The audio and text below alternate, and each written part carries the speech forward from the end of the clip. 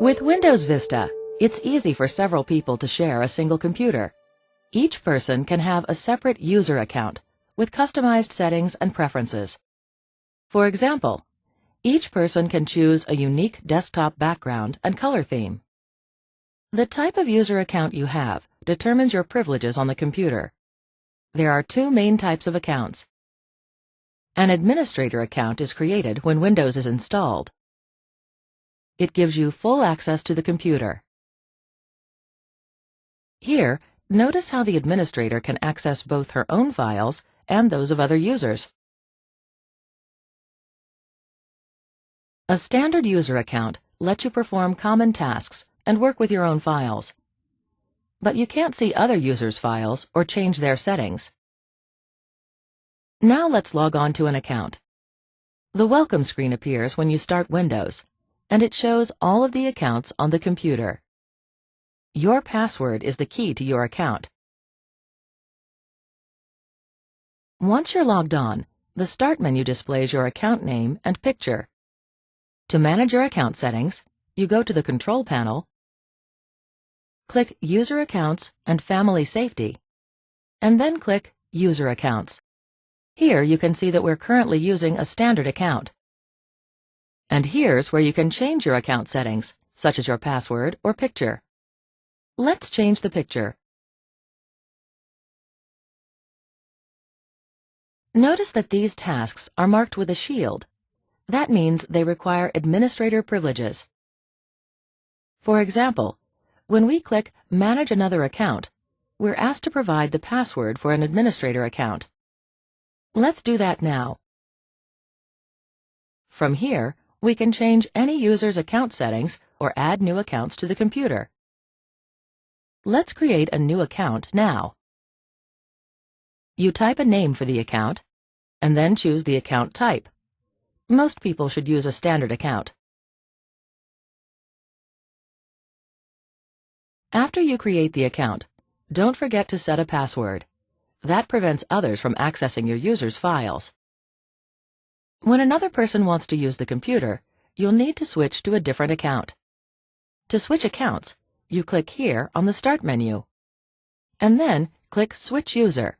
If you don't see this option, click Log Off instead. Back on the welcome screen, you can choose a different account. Here you can see the account we just created. Now you know the basics of working with user accounts.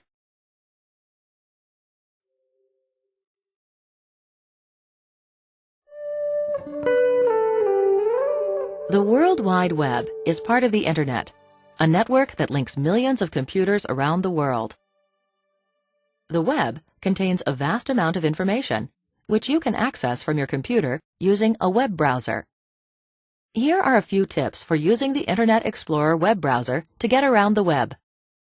Like other Windows programs, you can start Internet Explorer from the Start menu.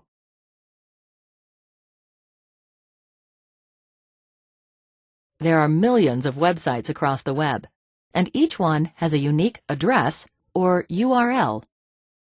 You can visit a site by typing its address here in the address bar. Then you click this button.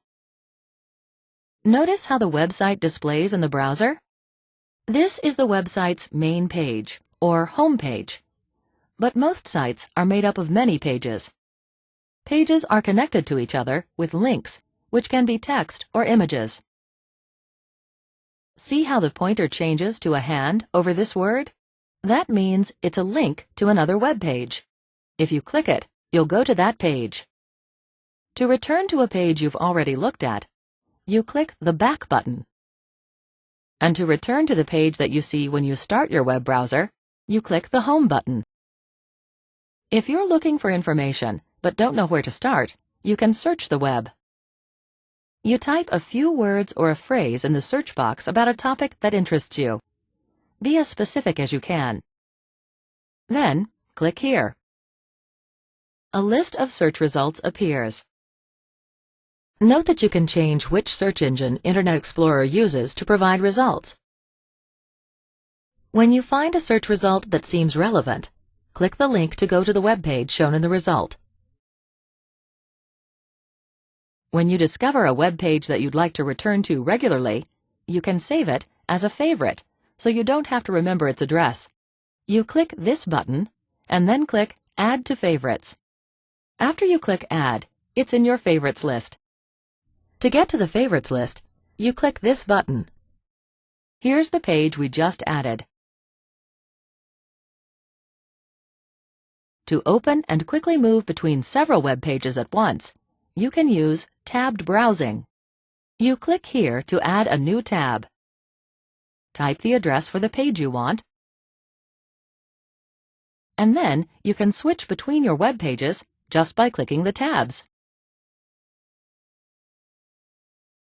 A web browser is the only tool you need to explore the web and get quick access to your favorite sites.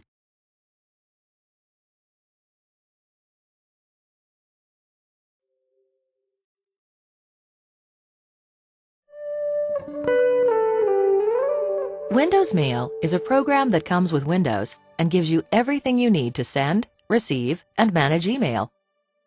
To get started, you'll first need an internet connection and an email address. You can get both from most any internet service provider, often called an ISP. You can open Windows Mail from the Start menu.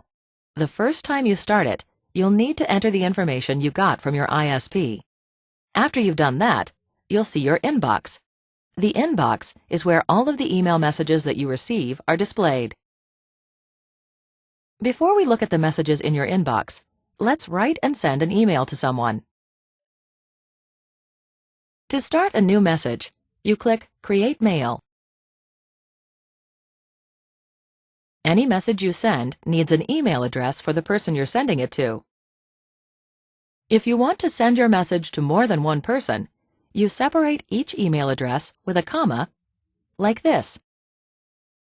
Here in the subject line, let's add a brief description of the message. And then here, in the message area, let's type what we want to say. If you want to, you can also include files and pictures in your email. To attach a document or picture to your message, you click the Paperclip button and select the file or picture you want to add. How about this one? Notice how the name of the picture appears here. Once you've got everything you want in your message, you can go ahead and send it. If you want to make sure your message was sent, you can look here in your Sent Items folder. A copy of every message you send is saved here, just in case you need it later. Windows Mail automatically checks for and updates your inbox with new email. But you can check for new messages yourself anytime by clicking this button.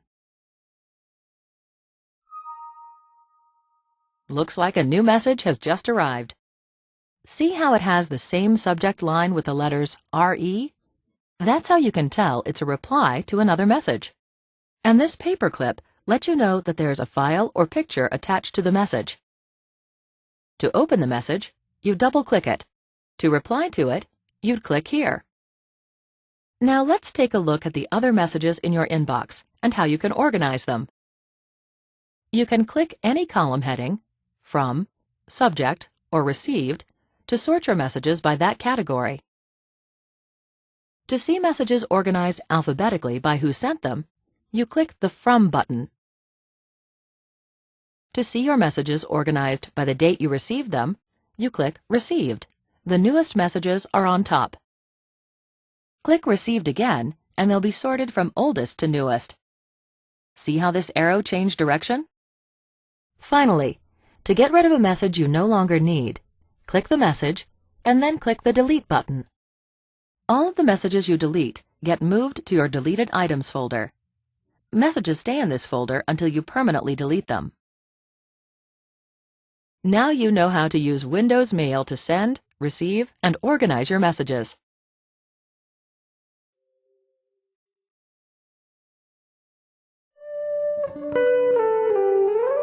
The mouse is like an extension of your hand. It lets you select and interact with anything on your screen, and makes getting around Windows as easy as pointing and clicking. The mouse sits on your desk or table and is designed to fit comfortably in the palm of your hand, with the index finger on the left button. When you move the mouse in different directions, the arrow on the screen follows the same movement. This arrow is called the pointer, and it always follows the movement of the mouse. Keep in mind you can lift the mouse and reposition it if you need to. Now let's see how to click.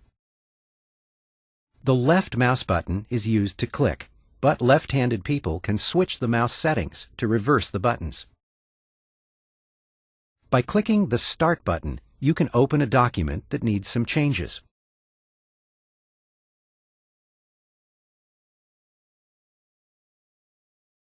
When you quickly click 2 times or double-click the same word, notice how the word becomes selected. This tells the computer that you want to do something with the selected text, like make it bold. What if you want to select more than just a single word? This entire paragraph, for instance. At the top left of the paragraph, you click and hold down the left mouse button. And with the mouse button still pressed, drag down and to the right across the entire paragraph. After the paragraph is selected, you release the mouse button. See how the paragraph is now selected, like the word was earlier. After selecting the text, you're ready to do something with it. To move this paragraph to another location, you point the mouse over the selected paragraph. Click and hold down the left mouse button, and then drag the paragraph. When it's where you want it, you release the mouse button. This is called dragging and dropping. If your mouse has a scroll wheel, you can use it to move around in a document. To scroll down, you roll the wheel toward you. To scroll up, you roll the wheel away from you. Now that you're comfortable with these basics, let's try right-clicking. Right-clicking means clicking the right mouse button. You can right-click just about anything in Windows, including text, pictures, and icons. When you right-click an item, a menu like this one will display the things you can do with the item, such as opening it, copying it, or deleting it. Remember, point and click. That's all you need to master the mouse. Give it a try.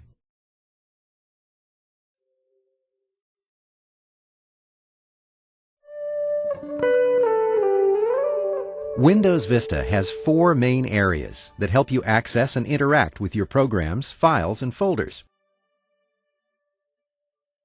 The Start menu, the taskbar, the desktop, and Windows sidebar. Let's look at how you can use each one. The Start button is the best place to begin. You click it to open the Start menu, which gives you access to your programs, files, and folders. This area shows programs you commonly use. You can click any program to open it. This area provides access to frequently used folders, settings, and features. Here you can get to files you've recently opened. And this is where you go to turn off or lock your computer. To see a complete list of all the programs installed on your computer, you click All Programs. And to find programs and files, you can type a search term here. Let's search for WordPad. It's a basic word processing program. The search results appear above the search box. You click a result to open it. Notice how the program displays here on the desktop. This is called a window. You can have several programs running at once, and each will display in its own window. So let's open another program. Notice how each program is represented by its own button on the taskbar. You can click these buttons to switch from one program to another. To make a program fill the entire screen, you click this button to maximize it. To restore the window to normal size, you click the button again. To hide a program while you work on something else, you click this button to minimize it.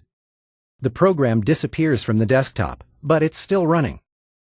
Notice that it still has a button on the taskbar. To show the program again, you click its taskbar button. When you're done using a program, you click the Close button in its window.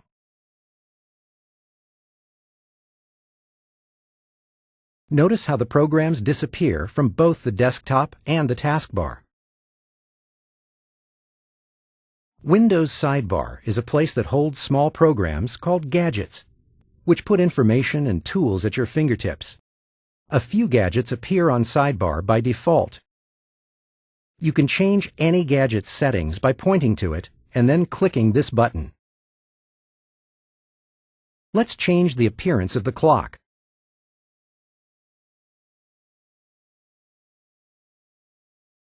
You can also add new gadgets to Sidebar. You click here to see the gadgets installed on your computer. Then double-click the gadget you want to add, like this. If you want, you can drag a gadget to the desktop and use it there. Now you know the basics of using the Start menu, Desktop, Taskbar, and Sidebar.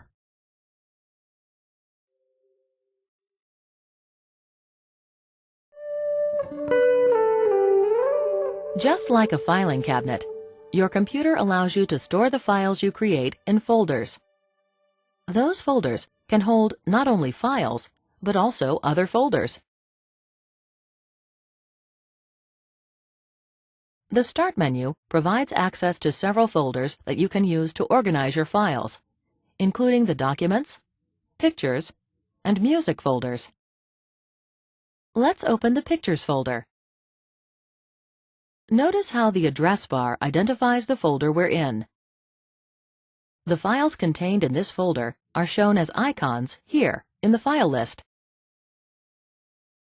You can change the size of the icons using the Views button. Let's make them a little bigger. When you select a file, you can see information about it in the Details pane here. As your number of files increases, you might want to create new folders for your different projects. To create a new folder, click the Organize button, click New Folder, and then type a name for the folder. To move a file to it, drag the file to the folder. Open the folder by double-clicking it. You can click the Back button to return to the previous folder. If you think you'll use a folder frequently, drag it to the Favorite Links area. These links let you open folders quickly, no matter which folder you're currently in. Now that you know how to work with folders, let's see how to save a file. When you create a file, such as a report, you can save it by using the File menu. This program saves files in the Documents folder, but you can pick another location if you prefer. Type a name for the file here, and then click Save.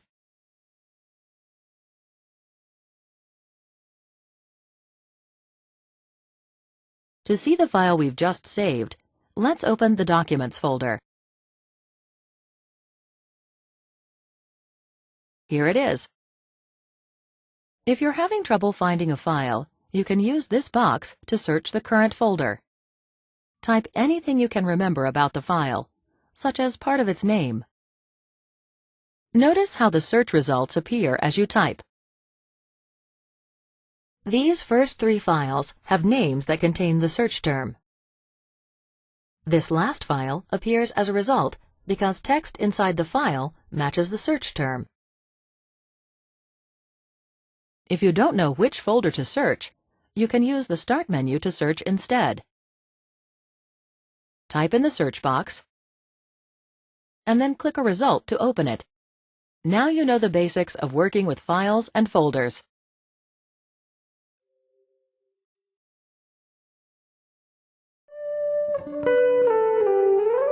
Printers are devices that print text and graphics from your computer onto paper. Let's take a look at how you print documents and the settings you can use to get the best results. First, you should make sure that your printer is connected to your computer and turned on. Let's print a document now. You do it basically the same way in all Windows programs. The print command is usually on the File menu. So to print a document, you click the File menu and then click Print. But before we print, let's look at some of our options. If your document has several pages, you can choose exactly which pages you want to print. Say you want to print only the first 5 pages. Here next to Pages, you would type 1-5. If you wanted to print just the second and fourth pages, you would type 2-4, like this. You can also print more than one copy at a time. Under Number of Copies, you type how many you want to print. Or you can click these small arrows to select a number. Okay, let's go ahead and print. When your document is printing, this symbol will display here at the bottom of your screen.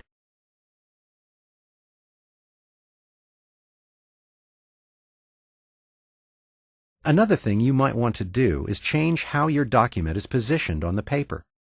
In most programs, you can change the positioning, which is called the orientation, by clicking Page Setup on the File menu. You have 2 orientation options, Portrait and Landscape. Portrait orients the page for vertical viewing, like this.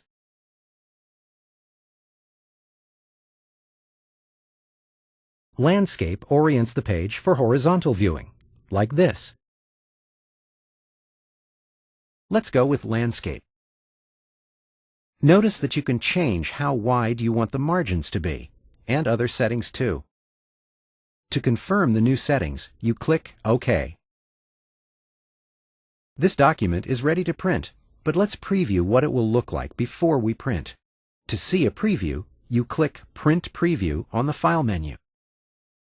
Print Preview shows exactly how the pages will print. If you like what you see, you can print from here.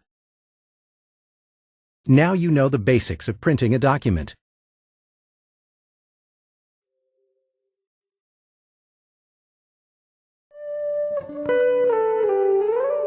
To get the most out of your software programs, you should know how to find, start, install, and remove them from your computer. The Start menu is the best way to find programs on your computer. Programs that you've used frequently are listed here for quick access. To see a complete list of programs on your computer, you click All Programs. The Accessories folder contains many useful programs. To start a program, you click the one that you want to use. Notice how it opens in its own window. You can also start a program by double-clicking a file that uses that program. For example, double-clicking this document opens WordPad, a word processing program that comes with Windows. Most programs contain menus that you use to select commands.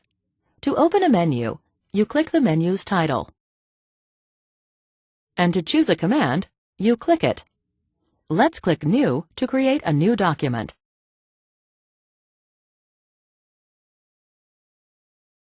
Toolbars are a convenient way to choose commands with one click. For example, we can save our new document by clicking the Save button. We'll type a name for the document and then click Save.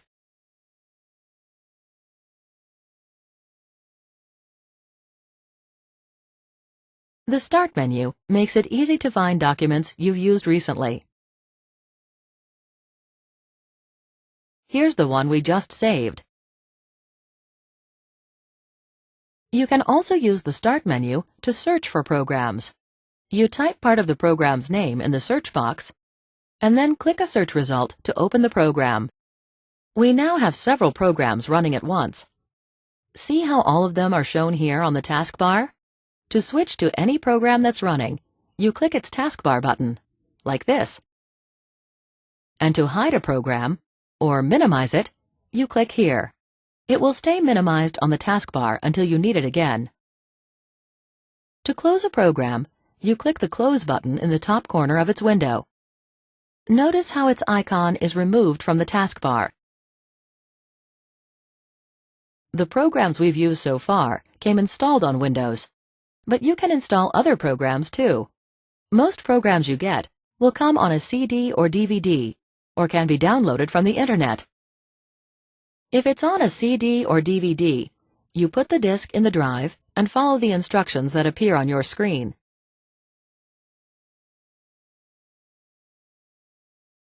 After you install a program, it will show up here in the All Programs list that we saw earlier. And if you want to remove a program, you can uninstall it. In the Control Panel, you click Uninstall a Program. Click the program you want to remove, and then click Uninstall. Windows removes the program from your computer. And those are the basics for working with the programs on your computer.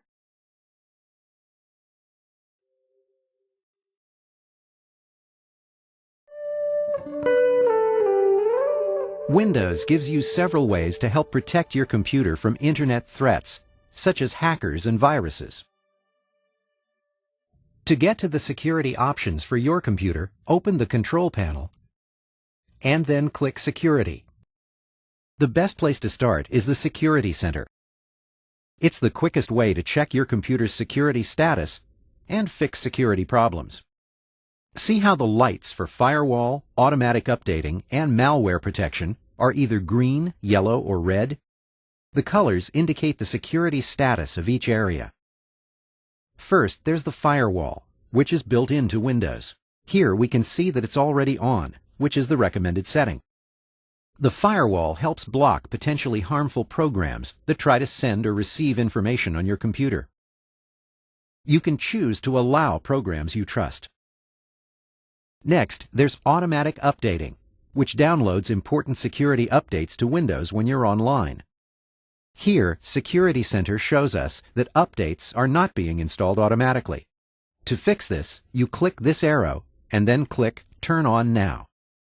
When updates are being downloaded or installed, this icon shows in the taskbar.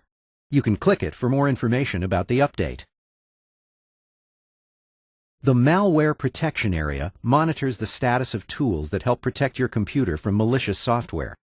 The Virus Protection area shows whether your computer is running an antivirus program. You can click this button to learn more about antivirus programs and to purchase one online. After you install an antivirus program, its status appears here. Finally, there's the Spyware Protection area. Here we can see that Windows Defender is turned on. This tool automatically looks for and removes spyware and other potentially unwanted software. Notice how all of the lights are green now? This means all of these tools are on and helping to protect your computer. That's it. Now you know how to check a few security settings to help ensure the safety of your computer and your critical data.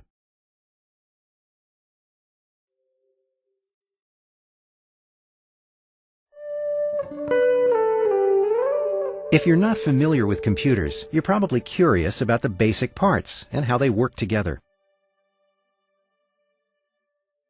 Computers come in different sizes and shapes. Laptop computers are small, lightweight machines that can run on batteries, so you can take them anywhere. Desktop computers are larger machines designed for use at a desk or table. The parts of a typical desktop computer are the case, monitor, keyboard, mouse, and speakers.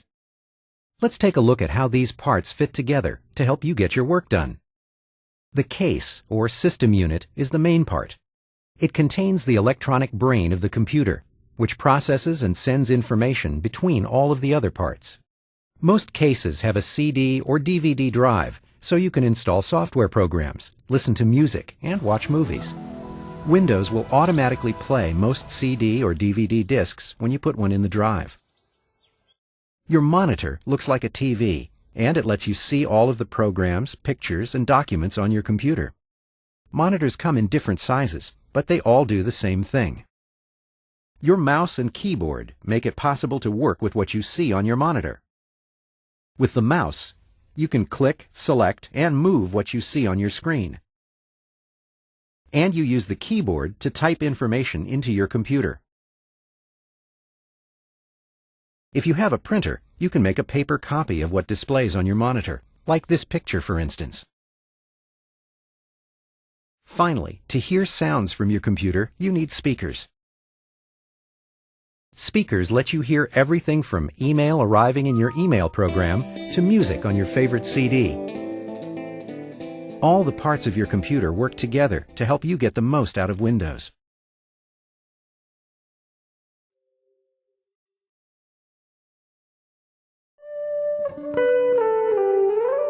If you ever have a computer problem or a question about Windows, you'll need to know how to get the right help. The first place to go for help with a problem is Windows Help and Support, which you can get to right here on the Start menu.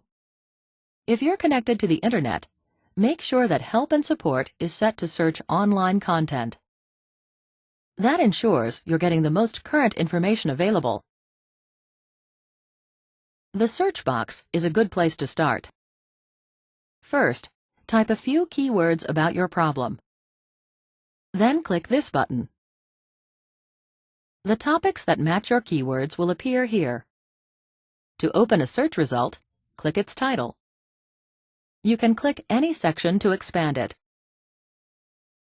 To get back to the results list, click the Back button. When you open some results, you'll see this blue compass. This means that a tool called Guided Help can automatically perform the steps needed to complete the task. And when you click here, Guided Help leads you through the steps one at a time. Notice how the green pointer and the green box show us exactly where to click. When we complete this step, Guided Help shows us the next step. It's a great way to learn how to accomplish a task. Now let's exit Guided Help and look at some of the other resources available on the Help and Support homepage. You can always get there by clicking the Home button on the toolbar. Note that the options you see on this page might vary, depending on your computer's manufacturer. These categories on the home page are a good place to browse for answers.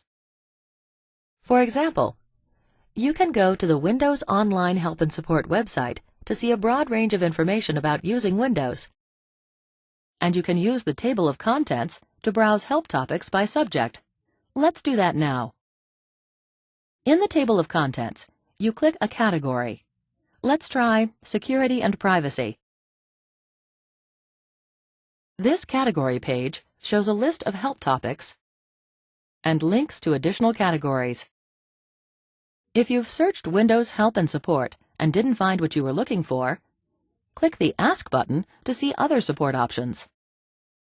For example, Windows Remote Assistance lets you invite a knowledgeable friend to connect to your computer remotely. And you can visit Windows communities on the web to get help from other Windows users. Note that the options you see on this page might vary, depending on your computer's manufacturer. Now you know about the different ways to get help quickly.